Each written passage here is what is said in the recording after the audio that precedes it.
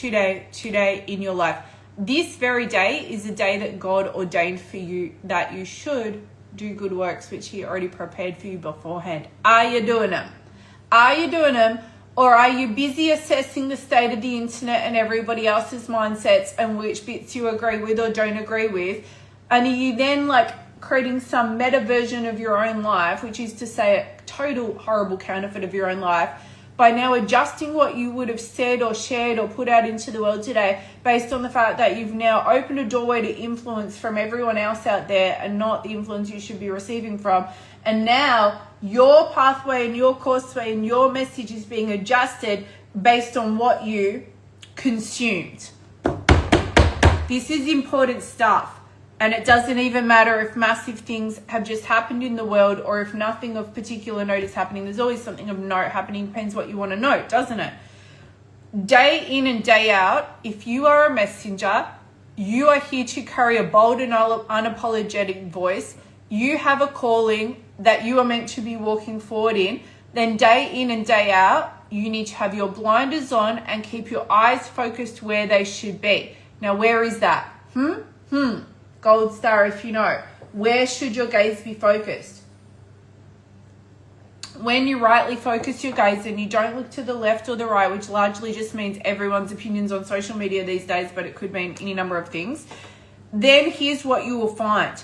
Whatever it is that you're meant to speak to, create from, coach or mentor or lead on, preach or teach on, message on, write about, live about, breathe about, and be about, will be revealed to you in that place where you keep your gaze fixed. All right, nobody answered me, so I'll answer myself and give myself a gold star later.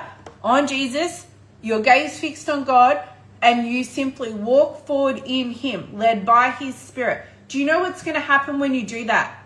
And you honestly have to be so disciplined by the strength of the Holy Spirit to not wander off down the endless rabbit warren of destruction that is the desolate land of social media or comparisonitis or your own perfectionism or whatever else it is, just distraction and derailment all day, every day. That's where you strive to enter into his rest. You strive to enter into his rest. You discipline yourself. No, you don't need to know what everyone's saying about something. Did God tell you to do that? Did he tell you to speak about that? Did he tell you to research it? Then why are you doing it? Maybe he is going to propel you into or, invite you into some sort of learning or research or knowledge or assessment at some point. Then you'll know that you are, all right? Meanwhile, what are you meant to be doing right now? If you're a leader, if you're a waymaker, if you're a messenger, if you truly, truly, truly want to be living the life that you came here to live, if you truly want to be living eyes focused, walking forward on your right pathway. And I don't even just mean, business, ministry, messaging, the work of your hands, whatever you're here to be creating or putting forth into the world. Yes, that is definitely a big part of our lives for those of us who have a calling as any kind of messenger or voice. But I'm talking about your all-in-all life. As a parent, natural or spiritual parent. As a partner, as a friend, as a sister, as a human in society, as part of your neighborhood or your community, as someone who is hopefully taking care of the vessel that they're living in and looking after it from the inside out.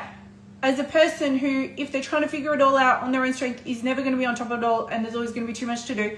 As you being you, the best thing you can do such that every different area of your life aligns and you are on alignment and assignment rightly across the board with all the different roles that you happen to roll at, walk forward in, the hats that you wear. I hate that expression, but I just had to go with it there. Best thing you can do is stop, drop, and roll into the Spirit of God first. Wait. Press pause before you press play. Drop in. Yeah? Don't rush headfirst into your day, trying to live your whole life. Meanwhile, you're getting distracted by the lens of what everyone else is yabbering on about on social media or in your industry or in your people group or in your mind. Don't do that.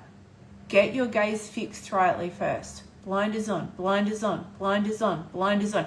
What does that mean for you right now? What does it mean from a place of spiritual truth? I don't mean ignore stuff if you're not meant to be ignoring it.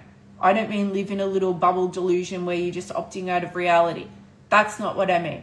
I mean there is a discernment in your spirit when you know you are off track. There is an inner knowing that you have because you have an intuition, you have a conscience, And if you have the Spirit of God in you, then you have the highest spirit in you. So you've really no excuses at all. And if you don't, I would probably sort that out, because what a weird, bizarre way to live. Just go to the pinned reels on my reels. There's one there on how to be saved, or message me and we'll talk about it if you want to. You have a discernment. You have an inner knowing. You know when you're off track. It feels like you're off the beat, doesn't it?